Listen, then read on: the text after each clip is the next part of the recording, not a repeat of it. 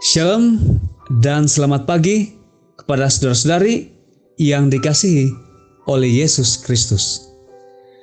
Tajuk renungan kita pada pagi ini ialah berbicaralah mengenai duka citamu.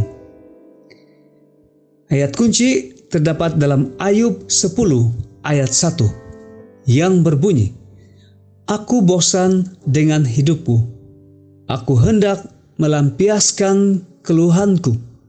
Aku hendak berbicara dalam kepahitan jiwaku. Ketika saya bekerja atau secara sukarela menjadi pendeta di hospice dan kemudian menjadi konselor duka cita dan perkabungan, saya mengingatkan keluarga dan pelanggan saya bahwa kesakitan yang dikongsikan adalah kesakitan yang dibahagi separuh. Apabila kita berbicara mengenai kehilangan kita, kesakitan kita, orang-orang yang kita kasihi, kita mengungsikan beban itu sedikit demi sedikit dengan orang lain yang lebih kuat daripada kita pada saat itu, dan yang dengan mendengar boleh membantu kita mengangkat beban yang berat itu sehingga kita mampu berdiri sendiri lagi. Saya sering ditanya oleh orang-orang yang mau membantu sahabat-sahabat mereka atau orang-orang yang mereka kasihi yang sakit parah atau yang telah mengalami kehilangan seorang saudara, pekerjaan mereka, rumah mereka, dan sebagainya. Apa yang harus mereka katakan kepada mereka? Mereka takut untuk pergi melawat sahabat atau orang yang mereka kasih itu, karena kata mereka, saya tidak tahu apa yang harus dikatakan kepada mereka. Nah, apa yang selalu saya galakkan mereka ialah, perkara terbaik yang kamu boleh lakukan bagi mereka ialah berada di sana dan tunjukkan kepada mereka bahwa kamu bersedia untuk hanya mendengar.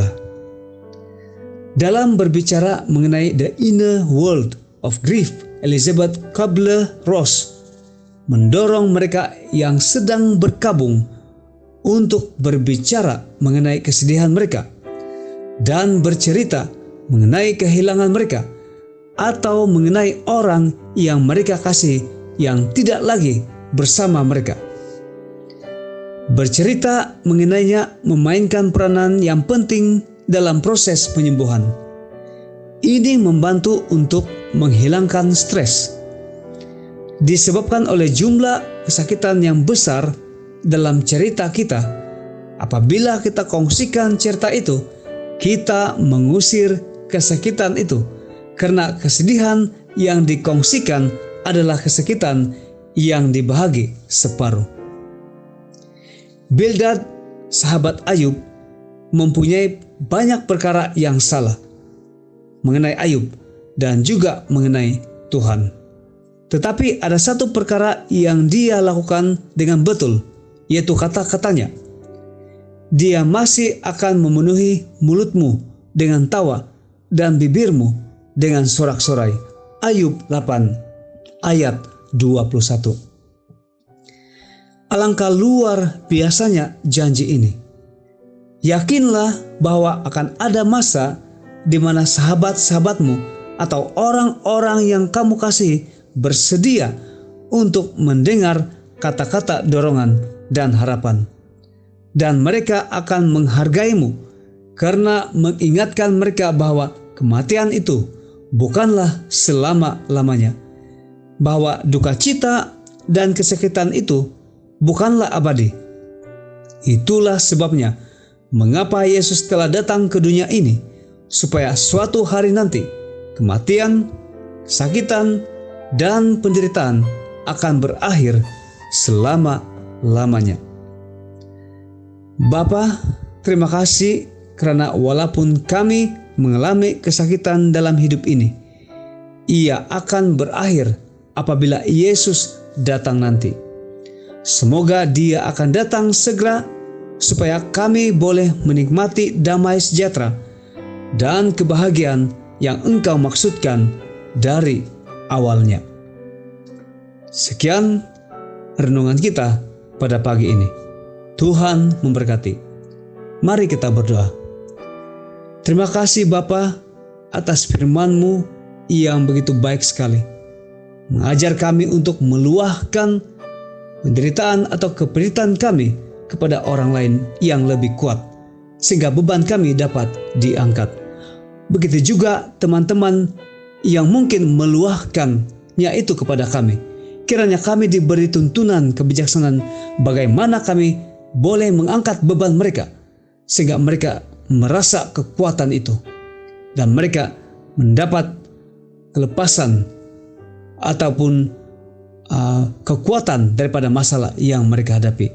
Terlebih sekali, apa juga masalah yang kami hadapi, kami mau serahkan itu ke dalam tangan Tuhan, agar Tuhan dapat mengangkat beban kami.